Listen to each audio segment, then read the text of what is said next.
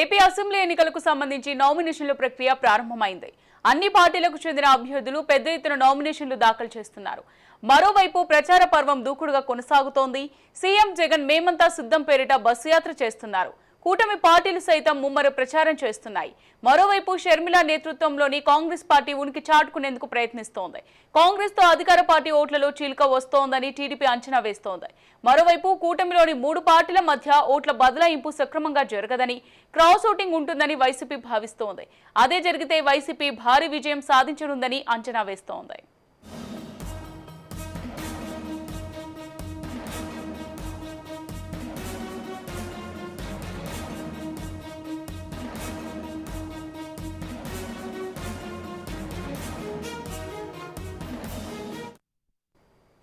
కూటమి అభ్యర్థుల నామినేషన్ పర్వానికి టీడీపీ, బీజేపీ, జనసేన పార్టీ శ్రేణులు తరలివస్తున్నాయి.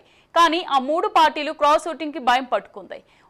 ఉమ్మడిగా 3 పార్టీలు ప్రచారం నిర్వహించకపోవడం అందుకు ఒక కారణం. శాసనసభకు పోటీ చేస్తున్న అభ్యర్థులు కేవలం తమ గుర్తుకు ఓటు వేయాలని మాత్రమే ఓటర్లను కోరుతున్నారు.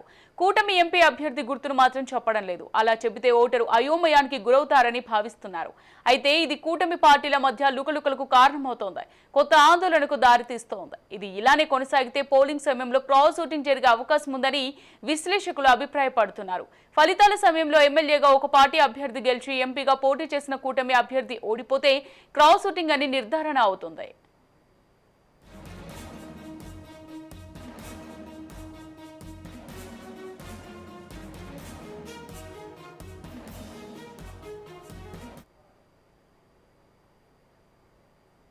ఇక ఇదే అంశానికి సంబంధించి మరింత సమాచారం మా ప్రతినిధి శ్రీరామ్ అందిస్తారు.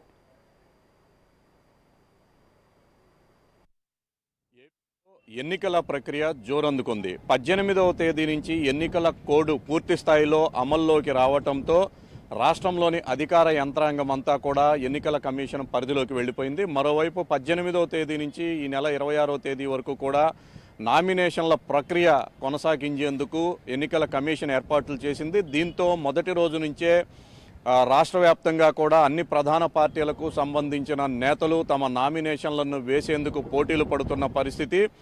అధికార ప్రతిపక్ష పార్టీలకు సంబంధించిన ముఖ్యమైన నేతలంతా కూడా మొదటి 3 రోజుల్లోనే తమ నామినేషన్లను దాఖలు చేసుకున్నారు. వారి వారి పేరు బలాన్ని బట్టి నిర్ణయించిన ముహూర్తం ప్రకారం ఈ నామినేషన్లను అయితే దాఖలు చేయడం జరిగింది. మరో 3 రోజుల పాటు కూడా ఇదే ప్రక్రియ కొనసాగే అవకాశం ఉంది. మరోవైపు ప్రచారం కూడా ముమ్మడిగా అన్ని పార్టీలు కూడా చేస్తున్నారు. ప్రధానంగా అధికార వైసీపీ పార్టీ మేమంతా సిద్ధం పేరుతో ఆ పార్టీ అధినేత జగన్మోహన్ రెడ్డి బస్సు యాత్ర చేస్తున్నారు. రాష్ట్ర వ్యాప్తంగా కూడా ఈ బస్సు యాత్ర కొనసాగుతోంది. ఈ నెల 24వ తేదీ వరకు కూడా ఈ యాత్రను కొనసాగించేందుకైతే ఆ పార్టీ నేతలు ఏర్పాట్లు చేసుకుంటున్నారు. ఇక కాంగ్రెస్ పార్టీ కూడా ఈ ఎన్నికలలో తన మనుగడను తెలియజేసేందుకు ఎన్నికల బరిలో నిలిచింది. షర్మిల ఆధ్వర్యంలో ఆ పార్టీ కూడా ఎన్నికల ప్రచారంలో దూసుకుపోతుందనే చెప్పుకోవచ్చు. అయితే కాంగ్రెస్ పార్టీ వల్ల అధికార వైసీపీ పార్టీ ఓట్లు చీలతాయని, అది తమకు ఎంతో లాభిస్తుందని కూటమి పార్టీలు భావిస్తున్నాయి. మరోవైపు కూటమి నేతలు కూడా విస్తృతంగా ప్రచారం అయితే చేస్తున్నారు. నామినేషన్లను కూడా వేస్తున్నారు. కూటమి నేతలు వేస్తున్న నామినేషన్లకు 3 పార్టీలకు సంబంధించిన సభ్యులు కూడా హాజరవుతున్నారు.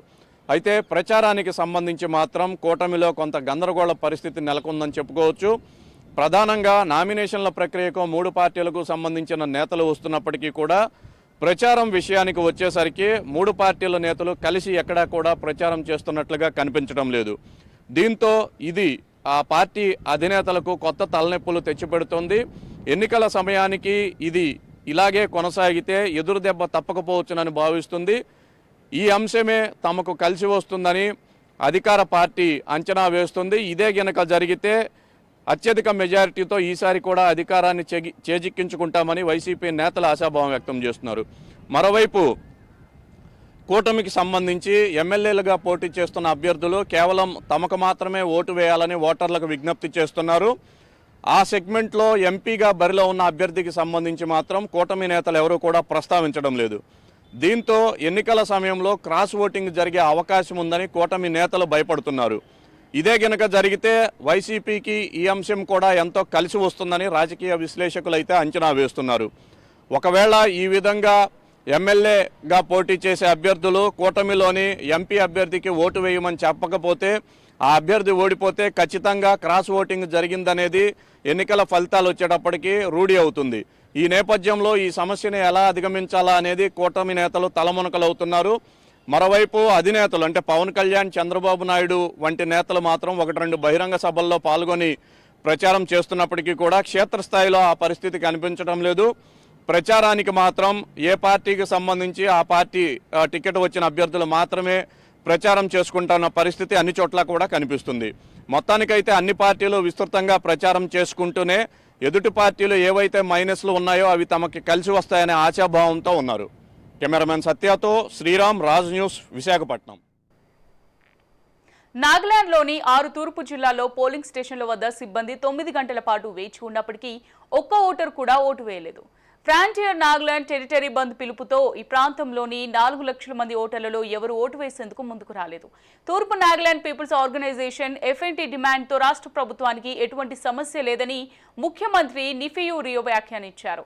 ఎందుకంటే ఇప్పటికే ఈ ప్రాంతానికి స్వయం ప్రతిపత్త అధికారాలను సిఫారసు చేశారన్నారు. కాగా 20 అసెంబ్లీ నియోజకవర్గాలతో కూడిన ప్రాంతంలోని 738 పోలింగ్ కేంద్రాల్లో ఉదయం 7 గంటల నుంచి సాయంత్రం 4 గంటల వరకు పోలింగ్ సిబ్బంది ఉన్నారని నాగాలాండ్ అదనపు చీఫ్ ఎలక్టోరల్ ఆఫీసర్ అవలోరింగ్ తెలిపారు. అయినప్పటికీ ఓటు వేసేందుకు ఎవరూ రాలేదని సీఈఓ కార్యాలయ వర్గాలు తెలిపాయి.